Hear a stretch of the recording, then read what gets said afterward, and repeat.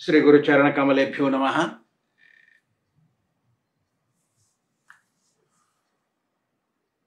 मैत्रेय मुनि कहते हैं, ओ विदुर, जब ब्रह्मा जी ने देवताओं को कहा कि दिति के गर्भ के विषय में हम कुछ नहीं कह सकते, कुछ नहीं कर सकते, क्योंकि भगवान की ऐसी इच्छा है। वो चाहते हैं कोई राक्षस दुष्ट पैदा हो और वो लड़ें, युद्ध करें। उनकी खुजली है युद्ध करने के लिए, जांघों में खुजली चल रही है, वो युद्ध करना चाहते हैं, हाथ फड़क रहे हैं। ऐसी बात सुनकर के देवता लोग प्रणाम किए ब्रह्मा जी को और चले गए अपने स्वर्गलोक। दिति को मालूम था उनके गर्भ में पल रहे बच्चे बहुत बड़ा उपद्रव करेंगे, पृथ्वी में देवताओं को सताएंगे, इसलिए उसने 100 वर्ष रखा पेट के अंदर। तो पैदा ना हो तो लड़ेंगे कैसे, उपद्रव कैसे होगा। तो 100 वर्ष के बाद दिति ने 2 जुड़वे लड़कों को जन्म दिया। जुड़वे बच्चे जैसे ही वो पैदा हुए, पृथ्वी कंपी,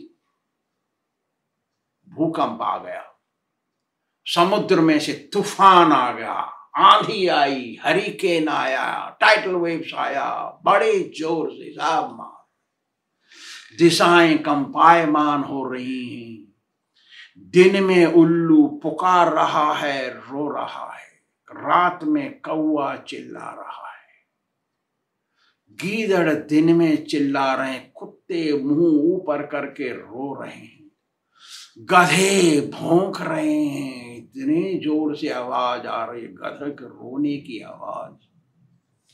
गैयाएं दूध देना बंद कर दी, उनके थनों से खून निकलने लगा। देखिए ये बच्चे जैसे ही पृथ्वी छुए ये सब होने लगा, उपद्रव। सूर्य चंद्रमा छिप गए, रात दिन का पता नहीं चला, इतने दुष्ट थे बच्चे। अपशकुन, ये सब अपशकुन इतनी जोर से होने लगे, तो देवता लोग घबरा गए। ये जन्म लेते ही पर्वत के समान बड़े हो गए, बहुत जल्दी बड़े हुए, लंबे लंबे लड़के हो गए, और वो ताकत उनके अंदर, ये ताकत। जब उन्होंने मुकुट पहना, अपने आप, किसी ने नहीं पहनाया। जब उन्होंने मुकुट पहनाया तो वो आकाश को, स्वर्गलोक को छूने लगा। बात भी सही है। एक बार रावण गया सतल में बलि महाराज के पास युद्ध करने के लिए, क्योंकि वो भी स्वर्ग मंच पाताल का राजा बन गया रावण। तो उसने सोचा, अरे तेरे के एक और आदमी है, वहां पे चलते हैं, उससे युद्ध करते हैं, वो भी दानव है, हम भी दानव हैं, युद्ध करने की हमारी इच्छा है। गया रावण जब गया बलि महाराज के पास, तो बलि महाराज से बोला, हम युद्ध करेंगे, चलिए। तो युद्ध करने वाला युद्ध करने के लिए बुलावे कोई, तो युद्ध करने वाले को इच्छा होती युद्ध करने की। तो बलि महाराज बोले, अरे तू मुझसे क्या युद्ध करेगा रे, तू 10 सिर वाला छोटा सा जुए की तरह छोटा आदमी, तू हमसे क्या युद्ध करेगा, चल यहां से भाग।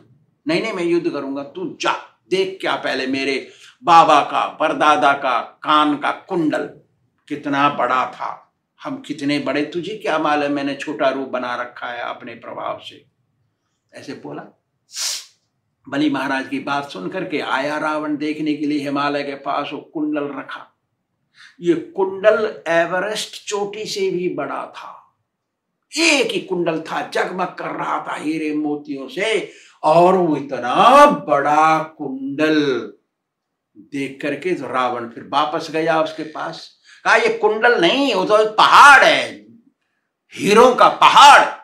नहीं साहब, हीरों का पहाड़ नहीं, वो एक कुंडल है कान का। अरे तेरे के, इतना बड़ा! रावण आश्चर्य में पड़ गया। ऐसे दानव थे बड़े बड़े सत्ययुग में। जो त्रेता युग का दानव रावण राक्षस, आश्चर्यचकित हो गया। एक कुंडल देख के, इतना बड़ा कुंडल, हिमालय से भी बड़ा।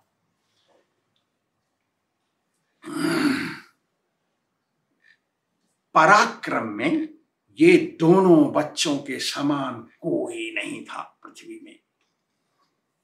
दोनों जुड़वे बच्चे थे, इसलिए कश्यप मुनि ने उनके नामकरण करते समय नक्षत्र के अनुसार पहला अक्षर उनका एक ही रखा। तो बड़े लड़का जो पहले निकला पेट में से, उसका नाम रखा हिरण्यकशिपु। जो बाद में निकला पेट में से, दोनों जुड़वे ही थे, बाद में जो निकला, एक के बाद एक निकलता है ना, तो बाद में को उसको हिरण्याक्ष रखा। हिरण्यकशिपु बड़ा था, गया हिमालय पर, बड़े जोर से तपस्या किया ब्रह्मा को प्रसन्न करने के लिए। ब्रह्मा जी आ गए। अब इसकी बात हम आगे बताएंगे, जब आगे आएगी हिरण्यकशिपु की कथा। अब तो उनका जन्म हो रहा है। तो वो ब्रह्मा जी से वरदान प्राप्त किया और वो बहुत बड़ा बदमाश हो गया।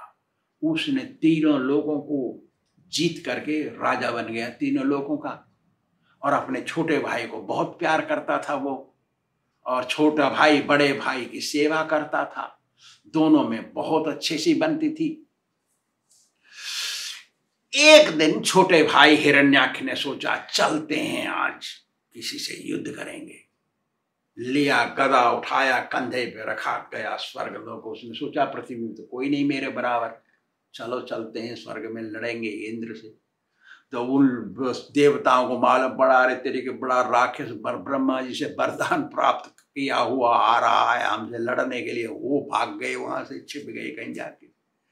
जब ये राक्षस पहुंचा ऊपर, देखा कोई नहीं है वहां पे, तो उसने सोचा, अरे तेरे के ये तो देवता लोग तो डर के मारे हमसे भाग गए। अच्छा चलो।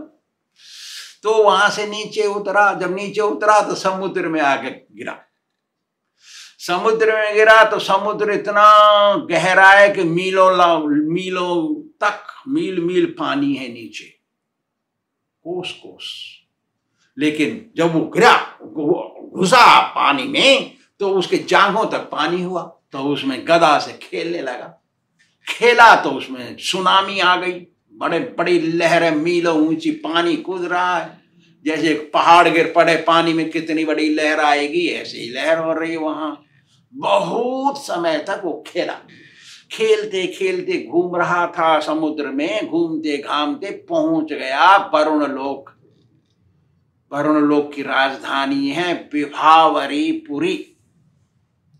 विभावरीपुरी पहुंच गया और देखा वरुण महाराज बैठे हैं सिंहासन पे। वरुण देवता, वो जल के राजा हैं वरुण, और जितने भी प्राणी पानी में रहते हैं उनके राजा हैं वरुण।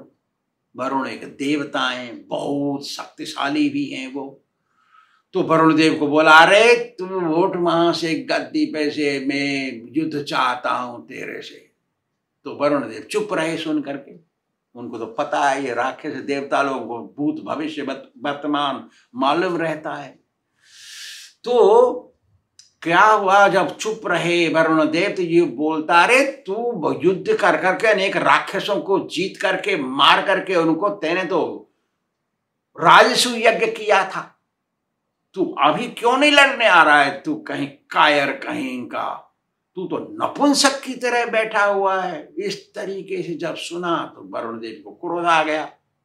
क्रोध आ गया तो उन्होंने सोचा, अरे तेरी के ये तो मेरे हाथ से मरेगा नहीं, इसलिए यार क्रोध करने से क्या फायदा। तो घूंट पी गए क्रोध को और बोले, भैया मेरी इच्छा नहीं रही, अब मुझे इच्छा नहीं होती लड़ने की, लेकिन मैं तुझे एक लड़ने वाला तेरे को बताता हूं।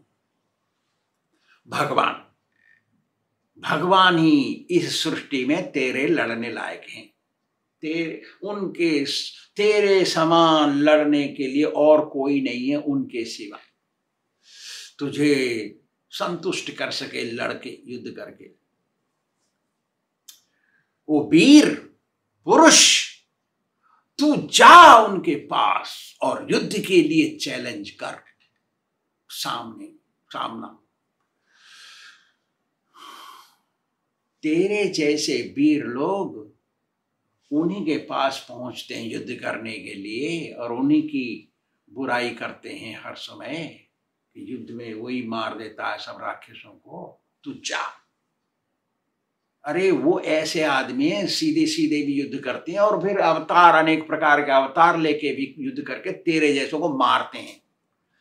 ये शब्द तेरे जैसों को मार देते हैं, वो शब्द भूल गया, दिमाग से उतर गई उसकी। ऐसा यदि किसी को याद रहे तो मेरे को मार देगा ये आदमी, तो उससे थोड़ा बच के चलेंगे। लेकिन भगवान की इच्छा ये सब भूल गया वो।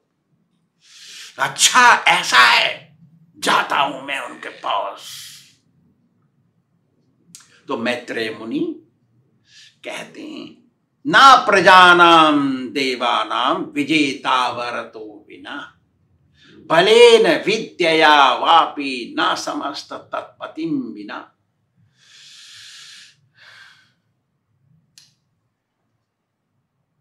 केवल भगवान की कृपामयी सहायता से सभी देवता, सभी मनुष्य शांति से रहते हैं। जो कोई अपनी विद्या और पराक्रम और बल और धन संपत्ति, शक्ति, ताकत, यश, प्रभाव से घमंड में चूर होकर के उनके सामने जाता है तो वो टिक नहीं सकता, मर जाता है।